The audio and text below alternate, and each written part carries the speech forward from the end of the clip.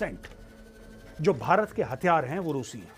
Russia cannot supply you weapons which are far superior to what the Chinese have. Ukraine की लड़ाई में काफी हद तक रूस के वेपन एक्सपोज हो गए, लेकिन क्या आपके पास हथियार एवन है? नहीं, क्योंकि आपके 65 to 68% हथियार रशियन हैं। This was one of the reasons why the Modi government bought the Rafale. आज 26 अगस्त है, नोट द डेट। 26 अगस्त के द चाणक्य डायलॉग्स हिंदी में मेजर गौरव आर्या ने बोला था कि भारत और अमेरिका एक मोटी डील साइन करने वाले हैं डिफेंस की। नोट कर लेना आप।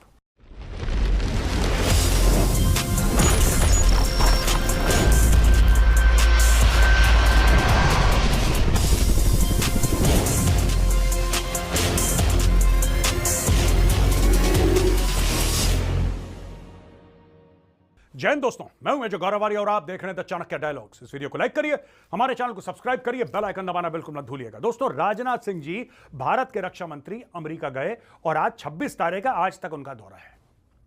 23 को गए, 26 को वापस, टोटल 23, 24, 25, 26, 4 दिन।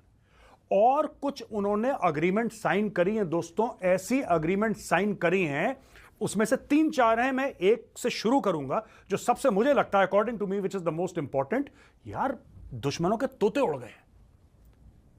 लोग कह रहे हैं कि कर क्या दिया भारत ने। यह है क्या मामला? एक ऐसी अग्रीमेंट जो कि लीगली बाइंडिंग है, कानूनन भारत को भी करनी पड़ेगी और अमेरिका को भी करनी पड़ेगी।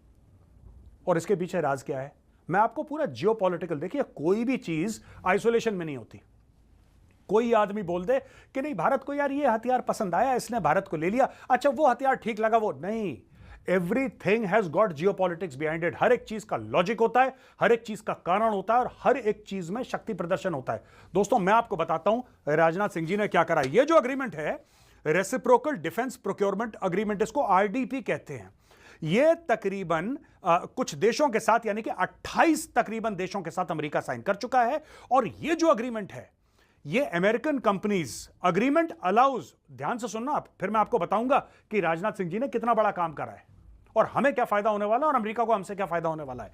Agreement allows American companies to bypass the buy American statute similar to make in India. अब जैसे भारत में आत्मनिर्भर भारत है और अमेरिका में है बाय अमेरिकन, ये कानून है अमेरिका में कि यानी कि जो अमेरिकन कंपनीज हैं या जो भी खरीदेंगे, राइट, और खासतौर से डिफेंस में आपको अमेरिकन ही सामान खरीदना है। लेकिन अब ये जो अग्रीमेंट हुई है रेसिप्रोकल, इसमें यह हुआ है दोस्तों कि भारत को कानूनन अमेरिका से हथियार खरीदने पड़ेंगे और अमेरिका को कानूनन भारत से हथियार खरीदने पड़ेंगे। अच्छा, अब आप बोलेंगे साहब अमेरिका के पास तो इतनी सॉलिड डिफेंस इंडस्ट्री है, अमेरिका भारत से क्यों हथियार खरीदेगा? ठीक है, हमारे हथियार अच्छे हैं, लेकिन यह बात भी सच है कि जो अमेरिका के हथियार हैं वो दुनिया में सबसे अच्छे हैं, उनसे बढ़िया कोई हथियार बनाता नहीं। अमेरिका क्यों खरीदेगा? दोस्तों, अमेरिका इसलिए खरीदेगा क्योंकि अमेरिका के पास आज की तारीख में हथियारों की कमी है, एम्युनिशन की कमी है। कैसे? वो इस प्रकार से कि अमेरिका सप्लाई कर रहा है इजराइल को, दमादम मस्त कलंदर अमेरिका सप्लाई कर रहा है यूक्रेन को। दुनिया भर में अमेरिका हथियार और एम्युनिशन भेज रहा है और अमेरिका के पास खुद कम पड़ गए। अमेरिका को खरीदना पड़ेगा। और भारत ने यहां पे बोल रखा है, जैसे वो लोग कहते हैं बाय अमेरिकन, यहां पे कहते हैं आत्मनिर्भर भारत। यहां पे मोदी जी ने चूड़ियां कस दी, बोला कि कोई इंपोर्ट नहीं करेगा, सबका सब भारत में बनेगा। अब एक गैप बना दिया, यह बड़ा स्ट्रेटेजिक किस्म का गैप है। दोस्तों, मैं चाहता हूं आप ध्यान दें और समझें कि करा क्या है इन लोगों ने, ये पूरा मैटर क्या हो गया। देखिए, अब दोस्तों कुछ दिन पहले मैंने एक वीडियो निकाला था और उस वीडियो में मैंने बोला था कि आज की तारीख में मैं ये कह रहा हूं कि भारत अमेरिकन प्लेन्स खरीदेगा, अमेरिकन हथियार खरीदेगा। आप लिख के ले लो, ये मैंने बोला था, खरीदेगा। आप ये देखिए मेरा पुराना छोटा सा क्लिप और ऊपर देखिए तारीख लिखी हुई है और नीचे मैं लिंक में इसको डाल रहा हूं कि आप अगर किसी को ये डाउट हो कि कब रिकॉर्ड करा है, लिंक जाके आप चेक कर सकते हैं यूट्यूब पे कि मैंने किस दिन डाला है वीडियो। अब मुझे ऐसा लगता है दोस्तों कि जो F-21 ऑफर कर रहा है, बेसिकली F-16 के प्लेटफॉर्म को इंप्रूव करा गया है, उसमें 5th जनरेशन टेक्नोलॉजीज डाली गई हैं, उसमें F-35 का भी डीएनए है, उसमें F-22 का भी डीएनए है, छोटा छोटा पार्ट्स उसमें डाले हैं, and it is a much more advanced aircraft than F-16।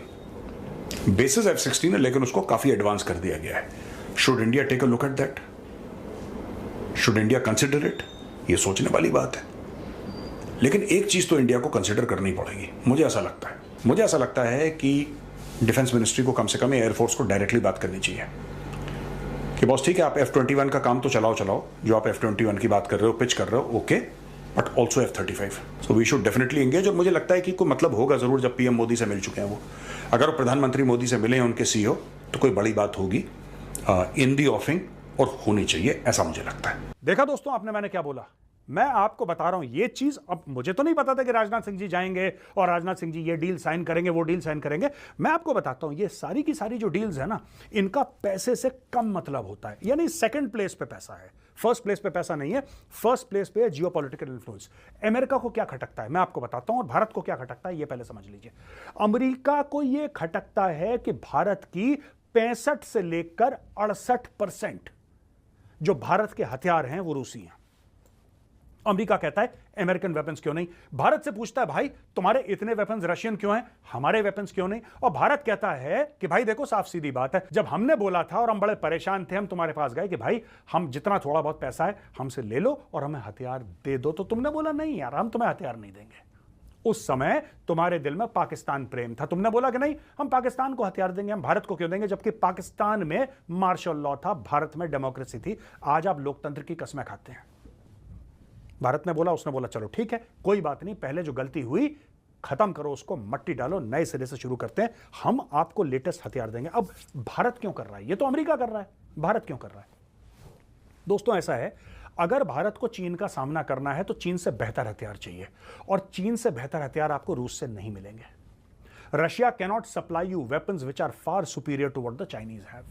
और मैं एक और बात आपको बताऊं, ये मैं बड़ा खुश होकर आपको नहीं बता रहा, लेकिन ये सच्चाई है, और इस प्लेटफॉर्म में हम हर समय सच ही बोलते हैं।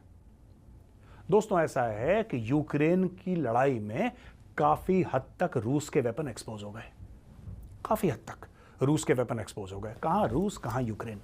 आज की तारीख में रूस के अंदर, हाँ ठीक है वो नेगेटिव उसके फैक्टर बाद में आएंगे, रूस इनको ठोकेगा, वो उनको ठोकेगा, ये सब लड़ाई में चलता रहता है। लेकिन जितनी आसानी से हमने सोचा था कि रूस रौंद के चला जाएगा यूक्रेन को, हो नहीं पाया।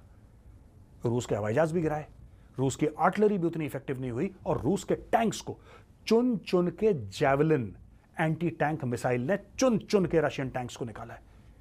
और इसको देखते हुए भारत के जो लोग हैं, भारत के जो फौज में लोग हैं, वो कहते हैं कि यार हमारे टैंक्स कहां के, हमारे टैंक्स भी तो रशियन है। T-72, T-90, अर्जुन तो 2-3-4 ही रेजिमेंट है ना, 2-3 रेजिमेंट हमारी। हमारे पास कौन से टैंक्स हैं दोस्तों भारत में, हमारे पास तो T-90 है, T-72 है, ये सारे के सारे रशियन टैंक्स हैं। अगर T-90 टैंक्स को यूक्रेन में इतनी आसानी से टारगेट किया जा सकता है, तो अगली लड़ाई में क्या वो T-90 जो इंडियन आर्मी के पास हैं उनको टारगेट नहीं किया जा सकता। Which means you need better equipment. अगर आपको चाइना के साथ, Pakistan it's a sad indifferent story. मतलब I am not saying forget Pakistan, but I am saying Pakistan today is not much of a threat. Pakistan is a threat because it is a proxy of China. In itself Pakistan is worthless. Pakistan का खुद कोई औकात नहीं है। China ने आशीर्वाद दे दिया, किसी ने एक रोटी एक बोटी दे दी, पाकिस्तान उछलने लगा। इसके अलावा पाकिस्तान के पास कुछ नहीं है। लेकिन China is a very real threat, और अगर आपको चाइना से लड़ाई करनी है तो आपको फिर वैसे ही हथियार चाहिए। फौज आपके पास A1 है, जो मैन पावर है आपके पास A1 है, लेकिन क्या आपके पास हथियार A1 है? नहीं, क्योंकि आपके 65 to 68% हथियार रशियन हैं। This was one of the reasons why the Modi government bought the Rafale. मैं आपको बता दूं, लोग कहते हैं ना कि सभी मापदंड जितने भी थे, जितने भी फैक्टर्स थे, सब पे राफेल आगे निकला। बिल्कुल ठीक बात है ये। राफेल और यूरोफाइटर 2 जहाज थे, उनमें से राफेल बिल्कुल ठीक निकला। पर एक और चक्कर है इसमें, अंदर की बात यह है कि we had to move away slightly from Russian equipment.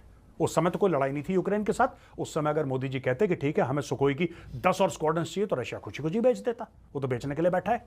हमने राफेल लिया। एक तो डसॉल्ट एविएशन के साथ हमारा बहुत पुराना 50, 60, 70 साल पुराना रिश्ता है डसॉल्ट एविएशन के साथ। We have a very very old relationship. Independence के बाद ये रिश्ता शुरू हो जाता है हमारा।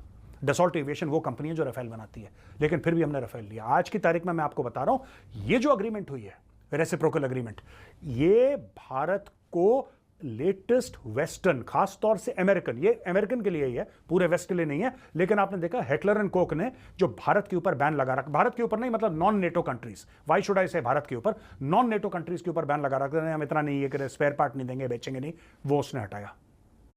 चंद्रभान बाबू अंदर में बहुत